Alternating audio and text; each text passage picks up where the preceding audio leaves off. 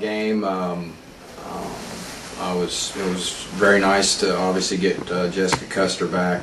We had to limit her minutes right around the 20 mark, and she ended up getting 22 and had a great stat line. Brianna had her second good back-to-back game, so that's encouraging. And then Crystal Porter was huge for us off the bench to get the numbers she put up. Great shooting percentage.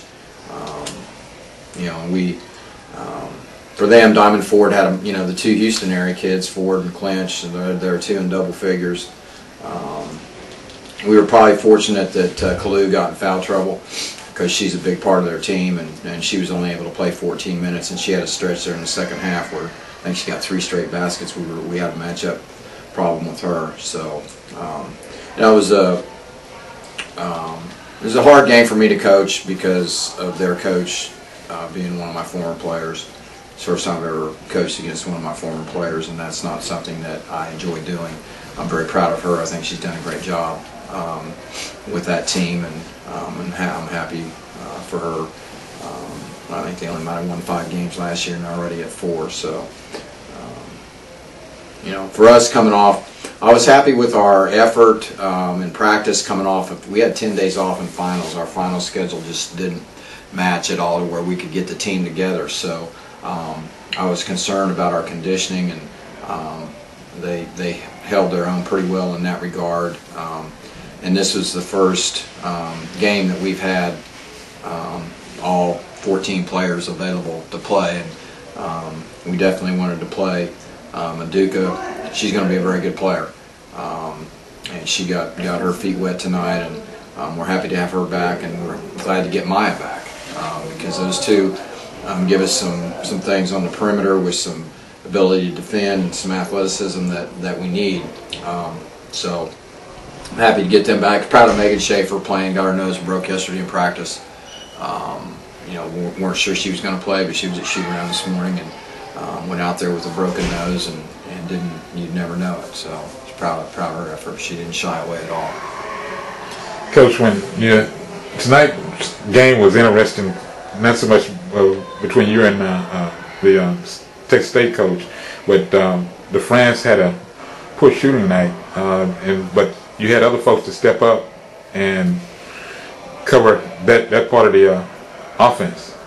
Well, DeFrance only took 2 shots, and she hasn't really been looking to shoot the ball very much, and that's she's settled in. She kind of started doing that last year, if you'll recall. I mean, this is a kid that was our second leading scorer, I think, our freshman year. We had to have her score more as a freshman, and she settled more into that role, probably a little bit more than I would like, but it has been fairly successful for us. This is one of our better shooting performances. 42% for us is wow.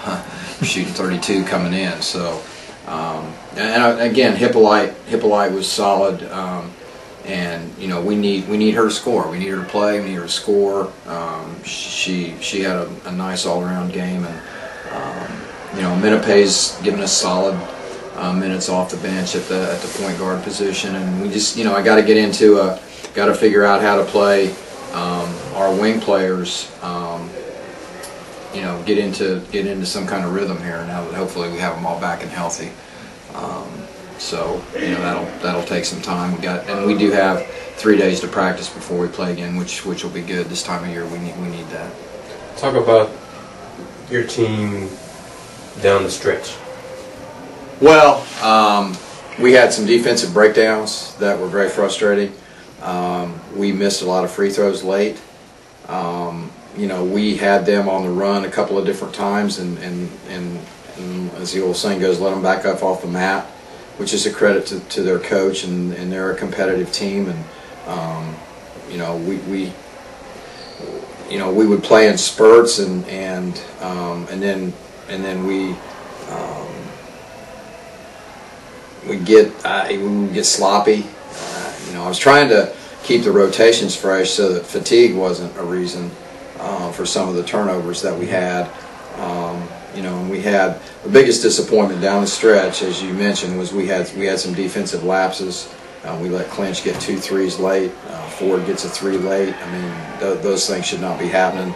We know they can shoot the ball. We know how we wanted to defend certain plays that they ran to get them shots, and we didn't do that.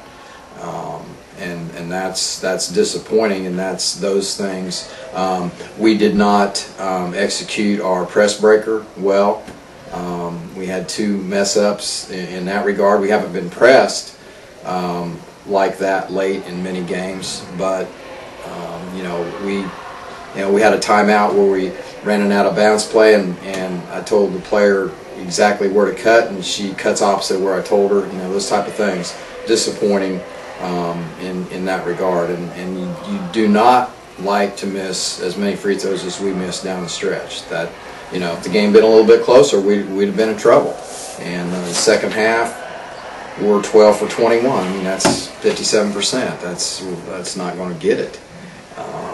And a lot of the players that missed them are better free throw shooters than that in practice and stuff. But that's a concern because it really hurt us in the first game of the season. Poor free throw shooting, and in close games, we were kind of lucky. They were 6 for 14. So we kind of lucked out there. So we did not, the shot. Chris Porter made the shot of the game, and that was just how I drew it up. Exactly, guys. I wanted her to take a 15-foot fade away with the shot clock winding down, hit the Don Nelson back of the rim, and fall in, and get the end one. Bless her heart. She took the shot because we had a few late shot clock winding down 5. We got some players that they freaking just don't want the ball.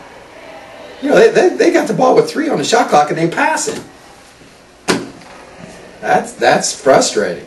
I mean, we lucked out there. I mean, I think the score was 65-60 when she hit that shot. Yep. And we got a shot up in the first half that we were lucky on the shot clock where a couple players just didn't want the ball, and finally we got it up on the rim, and I think we got the rebound. I mean,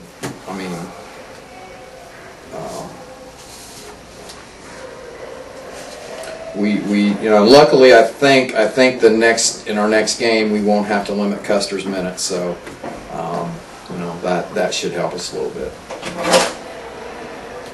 Works for me. Yes, sir. Thank you. All right, guys, where are you going next?